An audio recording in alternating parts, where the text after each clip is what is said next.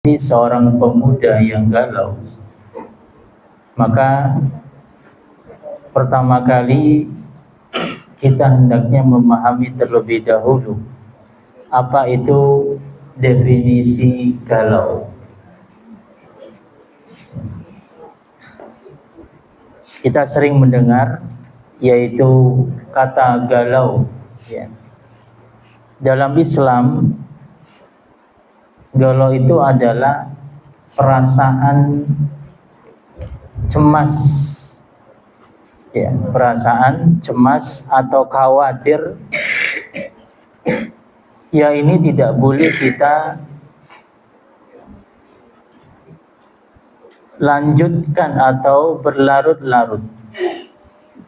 Ya, ini kalau kita kembali kepada definisi galau di dalam Islam. Kalau dalam bahasa anak muda, ini semua masih muda atau masih anak-anak? Masih bocah. Ya. Kalau anak muda bilang, ya, atau anak gaul, galau itu artinya adalah gelisah. Ya, gelisah, bingung, ya, hati tidak karuan,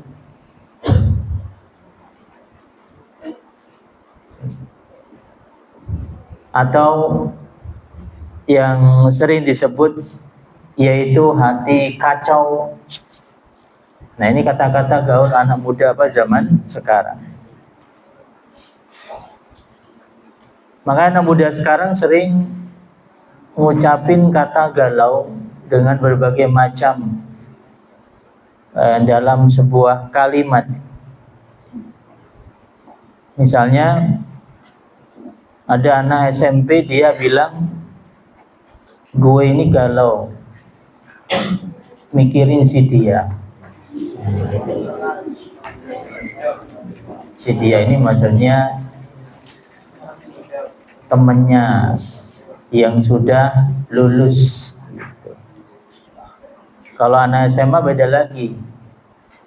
Gue ini galau sekarang, nanti lulus mau kemana gue ini? Ini galaunya apa anak? Anak apa? Anak SMA. Ya. Nah, sekarang masalahnya galau ini sebenarnya apakah ini kebaikan atau sebaliknya keburukan? Ya. Karena kalau ini adalah kebaikan tentu bukan. Yang jelas ini adalah sebuah keburukan. Keburukan ini bahaya. Maka ini harus kita atasi. Makanya saat ini banyak anak usia SMA sekarang bukan galau lagi. Namanya gabrut. Atau gabrut ya? Apa gabrut?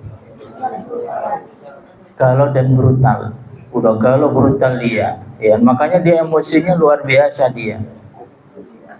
Ya, karena dia tidak melihat lagi dari sisi kanan kiri. Apalagi ketika dia galaunya tersebut kepada sesuatu yang sebenarnya itu yang berat. Udah galau, brutal, akhirnya jadilah yang sering disebut dengan apa? Dengan gagun. Apa gagun? Galau dan gundah. Ya. Ini anak gaul semua kan? Oh, nggak paham ini. Oh, bukan anak gaul ya? Ya, baik. Baik. Nah, sekarang kita berbicara, karena kita seorang muslim, kita harus berbicara. Galau itu sebenarnya seperti apa sih? Apakah memang Islam yang menyuruh kepada kita saat ini? Ya. Yang jelas ini, setiap orang itu pasti ada waktu dia galau. Bukan hanya kalian seusia SMP, SMA, bahkan pemuda yang dia kuliah, Ya, bahkan mereka yang sudah menikah, mereka ada yaitu waktu di mana dia galau. Dalam Islam itu nggak ada namanya kata galau. Itu sebenarnya. Nah, sekarang kita judul lengkapnya apa tadi? Hati pemuda yang galau. Jadi ketika seorang pemuda yang hatinya galau, di mana dia menginginkan sebuah apa ya, kalau bahasa anak muda sekarang ini, bahasa Inggrisnya itu apa ya? Saya ingin bebas. Apa itu bahasa Inggrisnya? Mana nih yang pintar bahasa Inggris? Apa? Ayo gimana? Gimana? Ya, saya ingin bebas. Iya, saya ingin, ya, karena galau tadi, akhirnya dia ingin dalam hatinya, saya ingin sebuah kebebasan. Akhirnya dia bergaul ini sama temennya. Makanya sekarang anak muda coba gaulnya sama siapa kalau nggak ada batasan Islam. Ada namanya gaul sama orang yang rambutnya kayak apa itu, yang lancip-lancip itu namanya apa? Anak pang. Siapa di sini yang punya teman anak pang? Gak usah nunjuk orang, gak usah bilang si pulang, gak perlu. Kalian itu laki-laki seorang muslim, gak usah nunjuk orang. Gue Ustaz, itu laki-laki, gak usah nunjuk. Ya, laki-laki itu harus berani. Ya, kalau nunjuk orang itu tanda namanya apa? Dia namanya bukan laki-laki. Ya. Baik. Makanya sekarang kalau SMP ya masih belum lah. Kita paham anak SMP itu masih biasanya gini. Nah, ini biasanya kalau udah anak SMA ini bahaya. Makanya ada, kenapa Islam itu ada namanya itu apa? Rambu. Ya. Belum lagi dengan narkotika. Sekarang banyak anak muda itu yang selesai SMA dengan pergaulan bebas, narkotika, narkoba, ngefly atau yang lainnya. Itu semua di awal itu dari tadi galau. Ya. Hati-hati anak SMA ini. Ya. Nah, salah satunya adalah mereka galau itu, ungkapan mereka adalah kami ingin sebuah kebebasan. Ya, kami itu pinginnya free. Ya, nggak ingin kami itu diatur. Makanya terkadang anak itu ada yang namanya berontak kepada orang tua, ngelawan. Hati-hati ini. Ada yang lawan orang tua, ada yang dia berani bentak orang tua. Hati-hati. Ya. Ini semua diawali dari kegalauan dia, bagaimana dia dalam memahami hidup. Ada yang dia alhamdulillah bertaubat, namun ada juga yang dia nggak bertaubat, terus akhirnya dia berteman, yang akhirnya dia menjadi orang yang merugi di dalam kehidupannya. Ya, makanya di sini Ustadz akan menyampaikan bagaimanakah yang kita sebagai seorang anak muda ketika muncul kegalauan, yang bagaimana kita supaya tidak galau dalam menjalani kehidupan kita ini. Karena Islam melarang. Jadi kalau ditanya apa Ustaz hukum galau, hukumnya apa? Haram. Harus kita cegah. Nah, kata kunci untuk mencegahnya sebenarnya gampang. Ditulis, kata kunci untuk mencegah kegalauan adalah dengan satu, bersyukur. Ya, ini yang paling penting ya untuk mencegah tadi. Apa itu? Bersyukur. Kita harus bersyukur. Nah, kenapa? Di sini terkadang, misalnya ini ada seorang anak, dia merasa, saya ini, hidup saya kok merasa dibatasin. Atau bisa jadi, kenapa saya, contoh nih, uang saku misalnya, orang tua ngasih uang saku kepada kalian, misalnya ini dalam 1 pekan dikasih 10.000.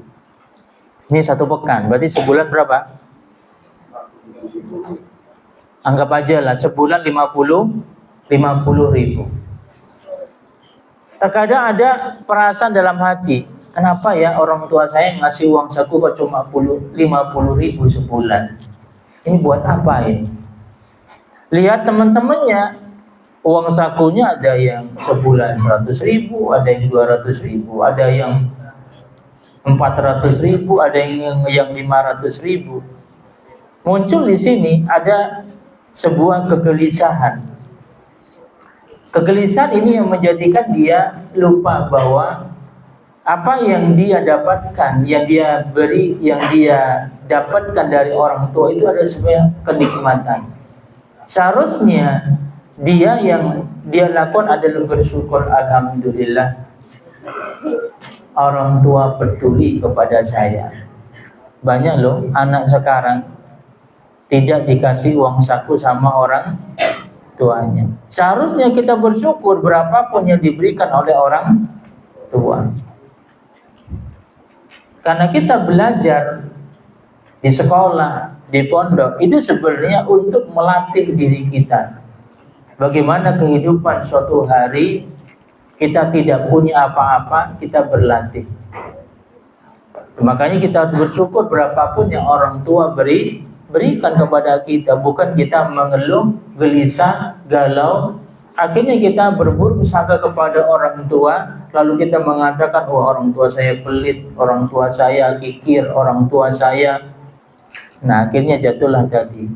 Lama-kelamaan, akhirnya dia tidak ada kepercayaan kepada orang tua. Ini sudah berbahaya. Makanya bersyukur, ya, apapun yang orang tua berikan kepada kita, dan bersyukur apapun kondisi kita saat ini, karena setiap kita punya kelebihan dan punya kekurangan. Kemudian yang kedua adalah bersabar. Yang bersabar dalam apa yang Allah berikan kepada kita saat ini. Ya, tahu bersabar nggak? Nah, kita harus sabar. Kenapa? Kalau kita tidak sabar, kita akan menjadi orang yang apa? Yang hatinya terus kegelisahan. Ya, maka tadi kuncinya yang paling utama bersyukur dan bersabar. Nah, ini yang paling penting, walaupun nanti ada cara yang lain. Kalau ini tidak diatasi, makanya ada orang itu, ya kalau orang bilang itu orang galau itu orangnya kosong. Tahu kosong nggak? Karena tadi dia sudah nggak mikir yang lain sudah. Ini bahaya kalau orang kosong. Ya, tahu orang kosong nggak? Apa orang kosong? Kalau orang kosong, dia sudah lemah. Ibaratnya dia sudah nggak ada iman. Makanya banyak anak muda sekarang ini karena dia kosong, akhirnya dia kembali kepada siapa yang memasukkan ke dalam dirinya. Ibaratnya ini ada sebuah apa ini, botol. Lalu botol itu tergantung apa yang masuk ke dalam botol itu. Kalau yang masuk itu baik, maka dia jadi orang baik. Kalau yang masuk itu adalah kejahatan, maka dia jadi orang jahat. Makanya anak muda yang kosong itu hati-hati. Makanya dia hidupnya itu jalannya blank. Tahu blank nggak? Terus pokoknya jalan entah kemana dia.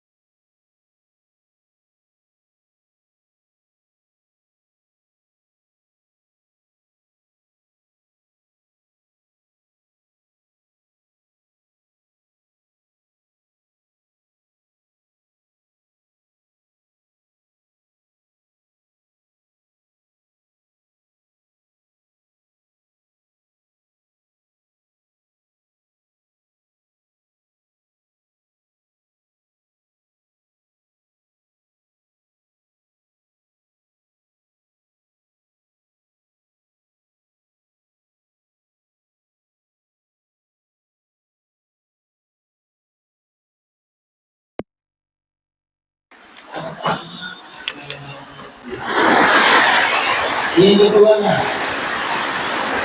Apa? Cantiknya. Lalu yang ketiga.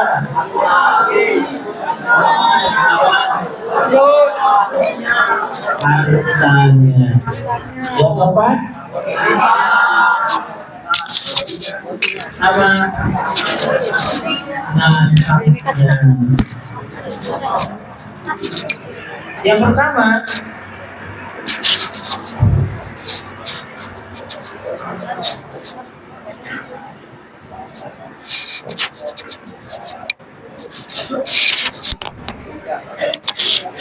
baik, jadi yang pertama apa tadi? Cari agamanya dulu, itu nomor satu. Ya, kenapa agamanya dulu? Sebab kecantikan itu ada dua. Kecantikan itu ada dua. Coba, siapa itu yang dekat pintu? Siapa namanya? Kecantikan wanita ada dua. Sebutkan satu. Apa? Parasnya dua. Hatinya. Oh, berarti siap nikah dia. Ya. Kecantikan wanita itu ada dua. Paras dan hati. Yang kita cari mana dulu? Nah, itulah kalian pasti cari parasnya dulu. Coba sekarang. Apa?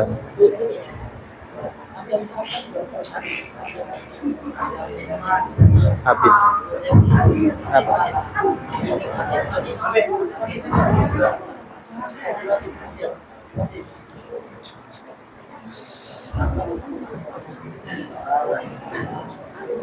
Baik. Jadi kecantikan itu ada dua, hati dan paras. Ya. Coba sekarang mana anak SMA? Itu. Siapa namanya? Nah, ada dua wanita. Kamu harus pilih salah satunya.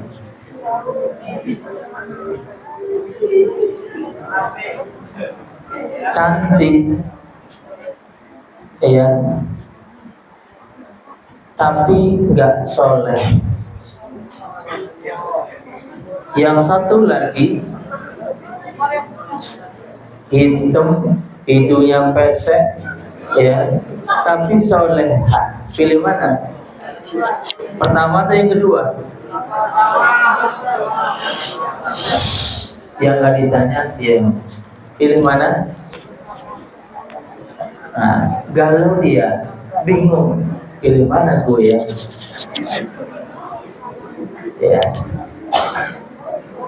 pilih mana? Satu atau dua? Bingung. Coba yang pintu itu, siapa itu paling belakang? Pilih mana? Satu atau dua? Oh, dua. Langsung jawab berarti dia gagal. Saya punya komitmen yang dicari kecantikan hati, bukan kecantikan fisik. Kenapa ini penting? Dengarin. Hati yang cantik, dia akan menjadikan fisiknya cantik. Karena dia tahu kalau hatinya baik, hatinya cantik, soleh, dia akan menjadikan bagaimana fisik dia akan menjadi baik seterusnya di hadapan suami. Tapi kalau sudah nggak soleh, cuma cantiknya saat itu sementara, dia akan hilang berjalannya waktu. Dia akan bantah, dia akan melawan, dia akan memberontak. Banyak nggak mereka artis yang cerai, cantik ya mereka. Kok tahu gak ya? Maka tadi yang dicari apa tadi? Kecantikan hati. Baik. Balik lagi tadi. Jadi hati galau itu hatinya dia kosong. Ya, hatinya apa? Kosong. Makanya banyak anak muda sekarang dia hatinya yang kosong, galau, kacau karena beberapa sebab. Kebanyakan tadi bagaimana dia menjalani kehidupan ya, ketika dia mendapatkan sesuatu yang tidak dia sukai, diputus oleh si dia galau ya, melakukan ini galau dan yang lainnya. Baik, kita lanjutkan, ditulis.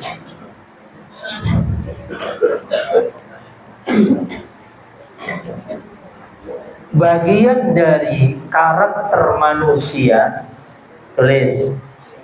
Bagian dari karakter manusia adalah mereka memiliki obsesi dan harapan. Betul? Nah, anak SMP pasti ada harapan. Apa harapannya? Saya lulus SMP, nilai baik, nanti lanjut SMA, nanti setelah itu kerja, nanti kuliah. Sama dengan anak SMA, punya obsesi, punya harapan. Lulus, nanti kuliah, ke luar negeri. Yang setelah kuliah ke luar negeri, pulang kampung, nikah dengan wanita cantik, anaknya Pak Lurah, keturunan darah biru,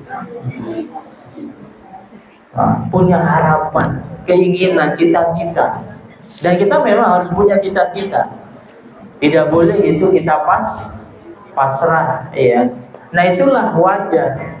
Kita semua pasti ada namanya sebuah obsesi, ya, atau harapan. Cuma ingat, di dalam kita menjalani kehidupan ini, ingat ya, itu banyak rintangan. Banyak apa? Rintangan dan ujian. Nah ujian itulah yang terkadang kita ini sabar, terkadang kita ini enggak sabar. Jadi ada sebuah hadis yang disebutkan oleh Ibnu Mas'ud. Ya, kalian tulis. Dari sahabat Ibnu Mas'ud, beliau menceritakan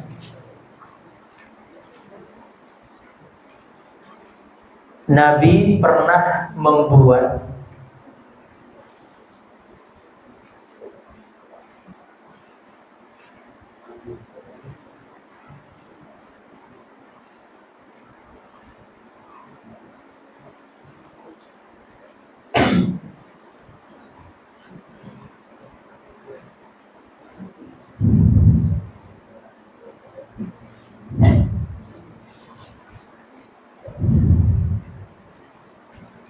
sudah bangun segi 4.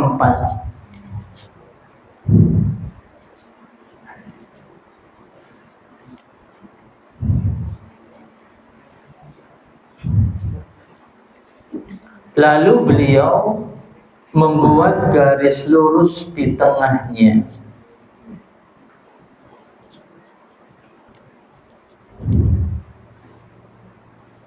Yang menembus bangun segi 4 itu.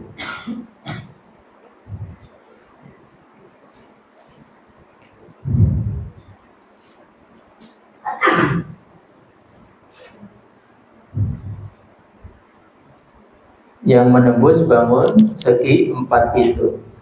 Lalu beliau membuat garis kecil-kecil yang menyamping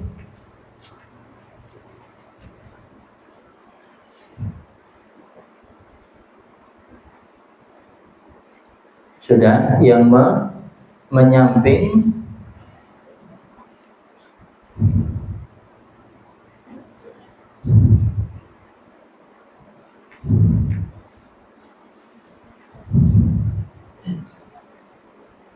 di antara garis tengah itu. Lalu beliau bersabda,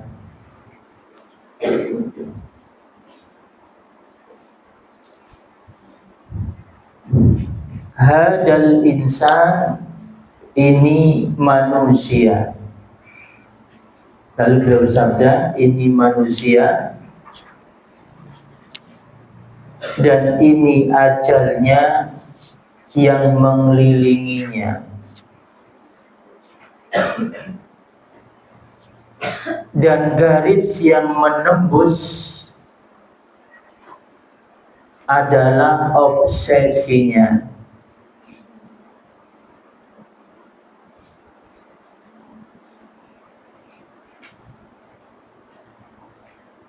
Sementara garis kecil adalah rintangan hidup.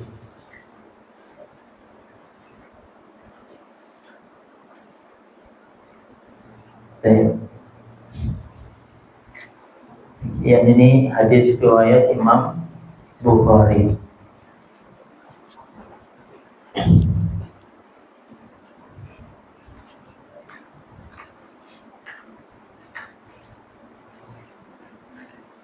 Jadi ini bentuk Rasulullah, metode ya Rasulullah di dalam mendidik dengan membuat gambar. Nah, jadi kalian kalau didik anak itu boleh dalam bentuk apa? Gambar. Jadi Rasulullah itu gambar. Lihat dia gambarnya ini. Jadi beliau di situ membuat bangun segi 4. Buat apa? Segi 4. Lihat dulu bentuknya. Lihat di depan. Jadi beliau buat apa? Segi 4. Lalu beliau buat lurus ini. Ini namanya obsesi. Nah, buat garis lurus, lalu di samping-sampingnya ini namanya rintangan. Lalu segi 4 itu namanya apa? Ajal. Ya, ajal itu maksudnya apa? Ajal itu adalah kematian. Apa maksudnya di sini? Kita itu punya obsesi, punya harapan. Setiap harapan itu pasti ada rintangan. Rintangan 1, rintangan 2, rintangan 3 terus. Dan kita harus berjalan. Jangan kita apa? Jangan kita mundur dan jangan kita berhenti. Kalau kita berhenti itu tadi galau. Jelas kita punya harapan, cita-cita nih. Coba anak SMA, apa cita-cita kalian? Saya ingin kuliah ke luar negeri. Udah, ini harapan harus. Jangan berhenti, jangan galau. Nanti gimana ya? Nanti seperti apa ya? Nah ini sudah mulai muncul galauan. Jalan terus. Bertanya bagaimana caranya, ya? Bagaimana mereka yang pernah mendapatkannya? Nah ini harus kita lalui. Rintangan itu pasti ada. Yang misalnya ada orang mengatakan, buat apa kuliah jauh-jauh di Indonesia aja lah. Buat apa kuliah jauh-jauh, duit, habisin duit. Nah banyak itu namanya sebuah rintangan. Nah ini harus kita hadapi. Ya. Sama dengan anak SMP nanti ketika mau SMA, mau kemana ini? Ya, udah nggak usah belajar agama lagi, ngabisin buat apa nanti? Kalau pinter agama mau jadi apa? Ya, nanti miskin, nanti ini banyak kekhawatiran. Padahal kita harus punya cita-cita. Nah, maka itu hidup. Nah, ini yang harus kita lalui. Kalian sudah punya cita-cita kan? Ada nggak yang cita-cita jadi misalnya seorang arsitek? Tahu arsitek nggak?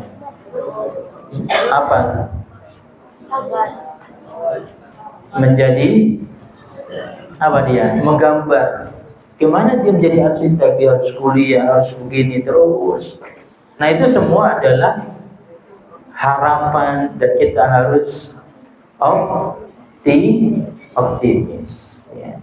Jadi kalian tulis bawahnya.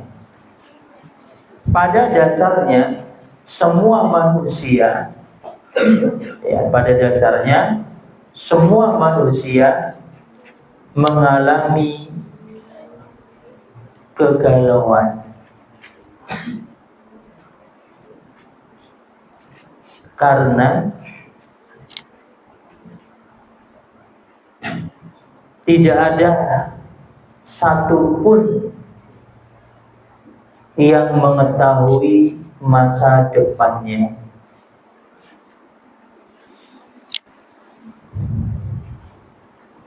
Mengetahui apa masa depannya. Dan mereka semua berharap bisa mendapatkan cita-citanya. Nah, ingat ini kata penting. Semua manusia pasti mengalami apa? Galau. Ya. Kenapa? Karena kita nggak tahu. Coba sekarang, mana SMA?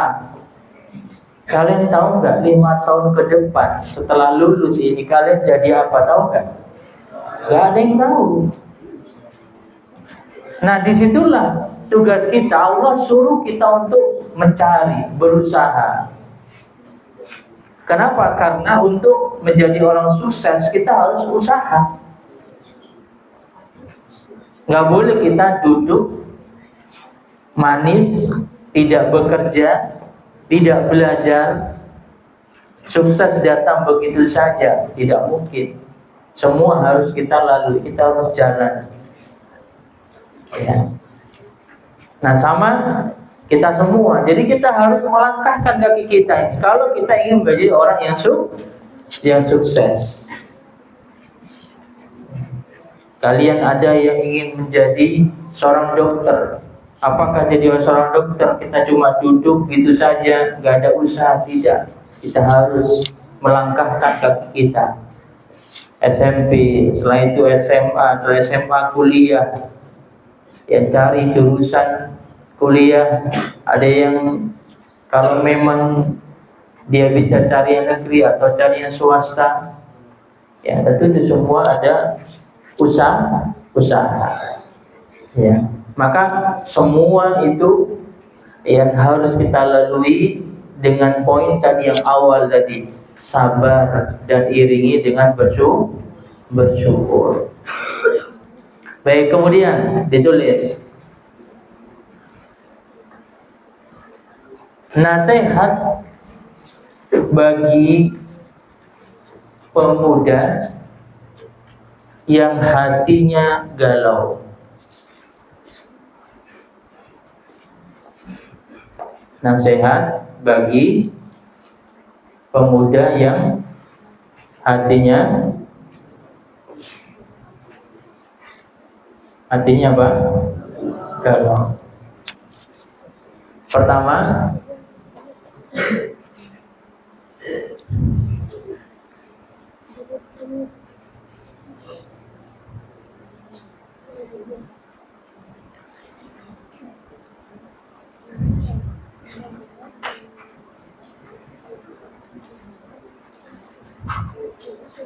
jangan terlalu ambisius.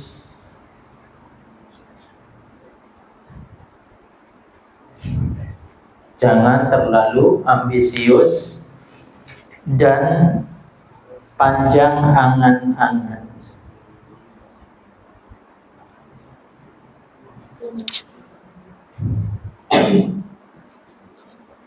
Paham maksudnya ini? Ambisius. Pokoknya saya begini ya. Panjang angan-angan. Ya. Tahu panjang angan-angan? Ya. Panjang angan-angan ya. Ini tercela di dalam Islam. Kalian tulis. Nabi bersabda, hati orang tua akan seperti anak muda dalam dua hal. Dalam dua hal,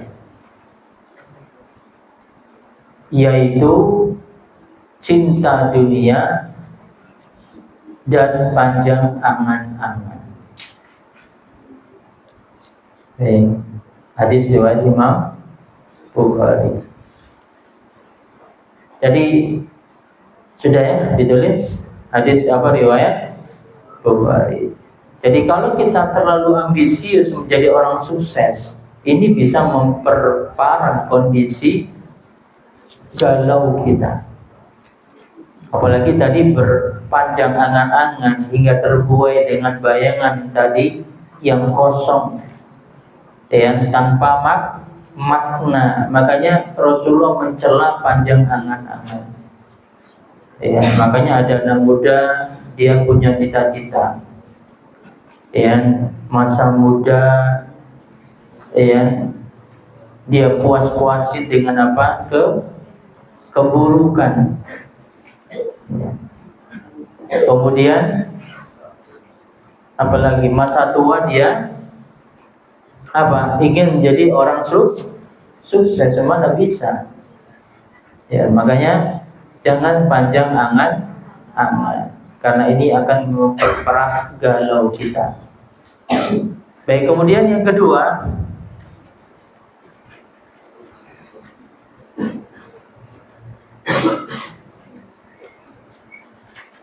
menyibukkan diri dengan sesuatu yang bermanfaat.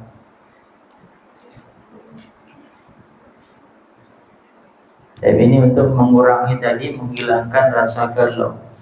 Kalau tadi jangan terlalu panjang angan-angan. Yang kedua, menyibukkan diri dengan sesuatu yang bermanfaat.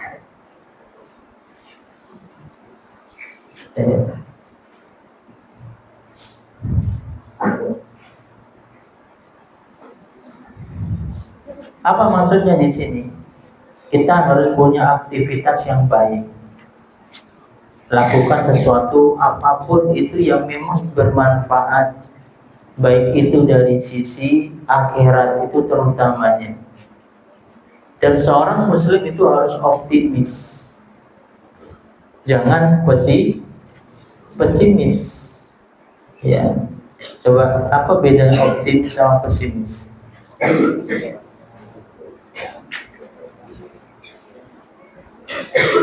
Kalau optimis,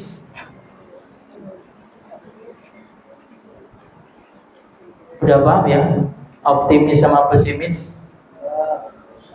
Sudah, apa itu optimis? Tidak mudah menyerah. Kalau pesimis,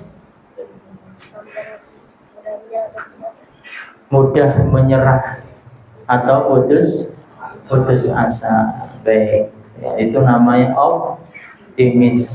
Ya. Dia selalu mempunyai harapan baik. Nah, itu namanya apa?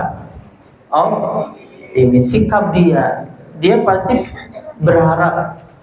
Beda sama pesimis. Kalau pesimis dia lawannya, ya. Dia selalu bersikap negatif, pikirannya negatif terus, ya. Udahlah, nggak usah, pasti nanti kalah. Nah, itu yang pesimis. Udahlah, buat apa belajar Al-Quran, paling jadinya gitu-gitu saja. Itu namanya pesimis. Belum perang dia mundur duluan. Kita harus optimis. Biasanya anak optimis itu rajin, semangat. Yang malas itu biasanya pesimis. Ya, ayo siapa yang pesimis di sini? Ya ada ya, alhamdulillah. Baik. Jadi itu tadi, lakukan sesuatu yang itu memang bermanfaat. Apa saja itu, bisa baca Al-Quran, bisa dengan kita melakukan kebaikan. Baik, kemudian yang berikutnya, yang nomor 3.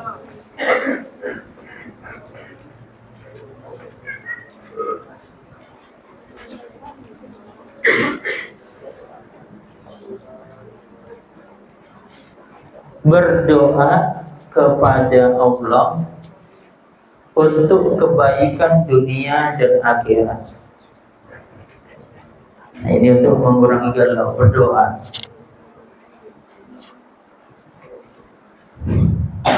Coba sekarang yang anak SMA, yang kelas 12, nanti lulus, ada yang mau kuliah, ya.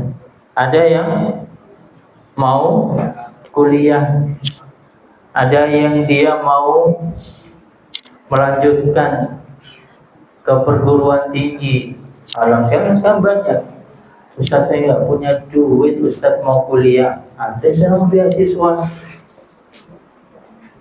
ada ke Yordan, ke UIM misalnya, Universitas Islam Madinah, atau yang di Saudi, ya, ada Ummul Qura,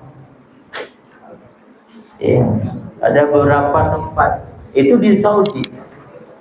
Belum lagi yang mau kuliah di misalnya Yordan, ada di Mesir, Al-Azhar, ya. Kemudian di beberapa tempat yang lain, yang di Kuwait, ya.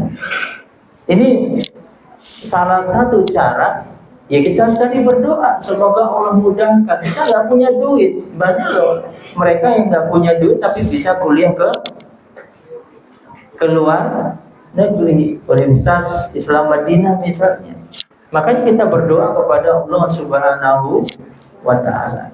Yang punya duit bisa ada yang ke Yaman, ada ke tempat yang lain kuliah, itu keluar negeri. Nah, kita harus tadi berdoa kepada Allah. Kenapa? Karena sesuatu itu nggak mungkin datang dengan sendirinya. Kita cuma bisa dua.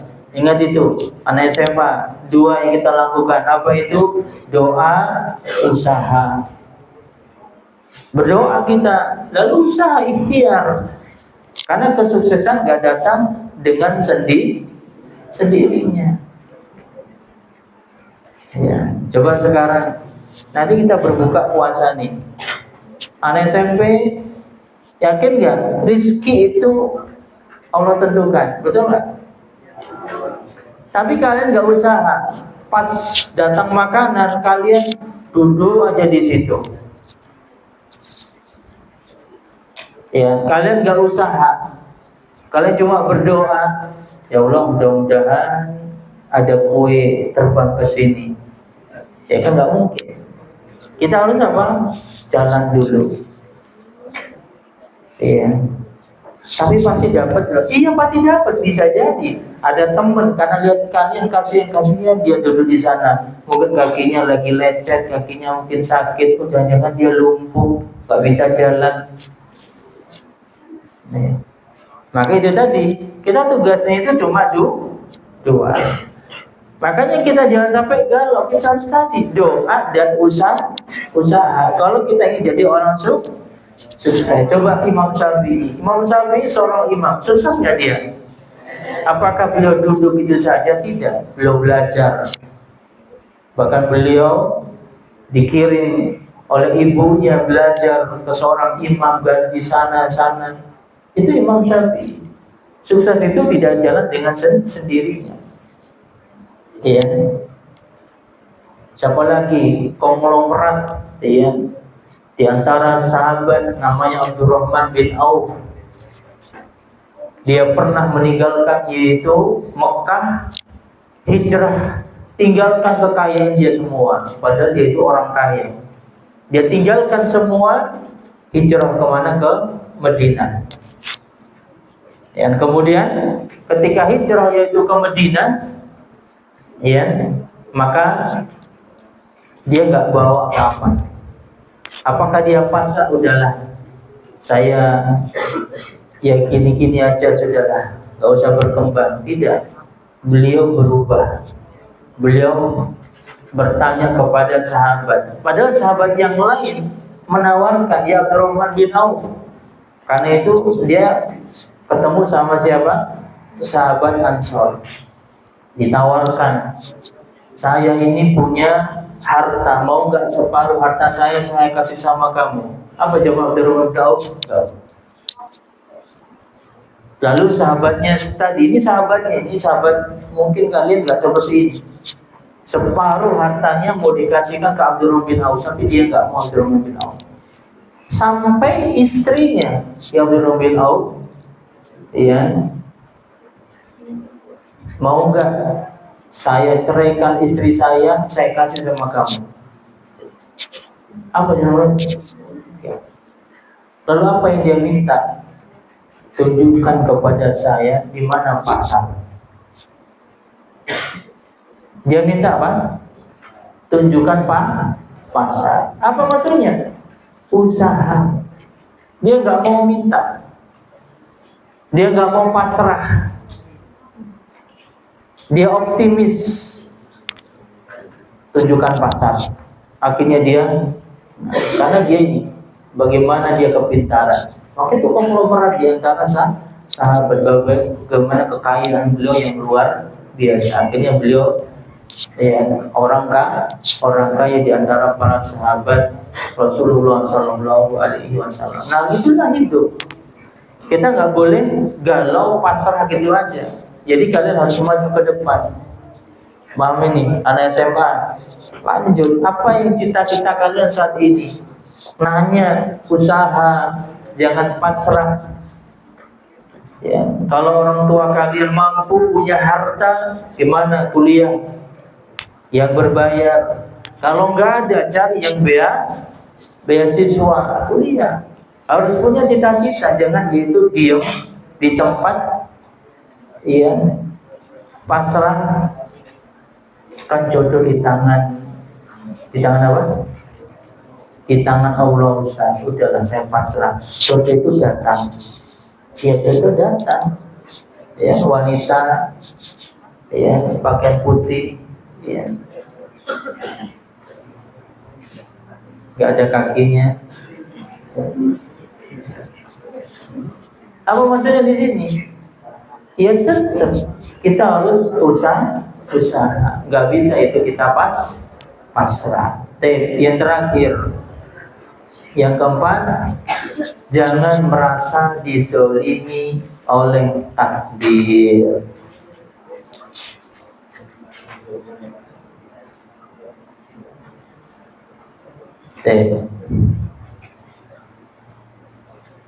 Pernah nggak kalian pas ujian teman kalian nilainya bagus, kalian nilainya apa? Jelek. Pernah nggak? Kenapa ya saya kok seperti ini? Allah nggak sayang lagi lah sama saya.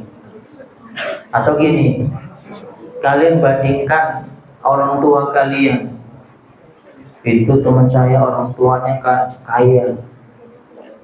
Kalau saya orang tuanya apa? Miskin. Nah, banding-bandingkan. Nah, itu nggak boleh. Ya, jangan merasa dizolimi oleh takdir. Memang semua sudah ditentukan. Orang tua kita seperti ini, orang tua dia seperti itu. Ini semua sudah ditentukan oleh Allah. Bukan itu kita disuruh pasrah. Semua ada hikmahnya. Kenapa dia orang tuanya seperti ini? Kenapa orang tua kita seperti itu? Orang tua yang lain seperti ini? Semua ada apa ini? Hikmahnya. Kalau kita jadi anak mereka, bisa jadi kalian gak bisa belajar. Bisa jadi kalian menjadi anak nakal. Bisa jadi. Makanya kalian bersyukur punya orang tua masih peduli dengan pendidikan kalian. Makanya kalian jangan lupa mendoakan orang tua. Jadi jangan itu kita merasa dizalimi oleh takdir nasib gue kan dibandingin anak muda zaman sekarang ini. Iya, nasib gue ini ya ginilah. Iya, inilah teman-teman gue ini. Ya ginilah hidup gue ini. Nah itu nggak boleh. Pasrah. Ya, paham ini? Ya, kita harus semangat. Baik, karena waktu yang membatasi kita, dan insya Allah kita cukupkan di pembahasan kita kali ini. Semoga Allah menjadikan kita pemuda yang optimis, ya, semangat, ya, memiliki cita-cita dan harapan yang baik. Jangan jadi pemuda yang galau, yang futur, yang lembek, ya, yang cemen, pemuda yang lemes. Ya, kita harus jadi pemuda yang semangat. Demikian kita cukupkan dengan doa kafaratul majelis. Kalau Allah kemudian nantikan. Wassalamualaikum warahmatullahi wabarakatuh.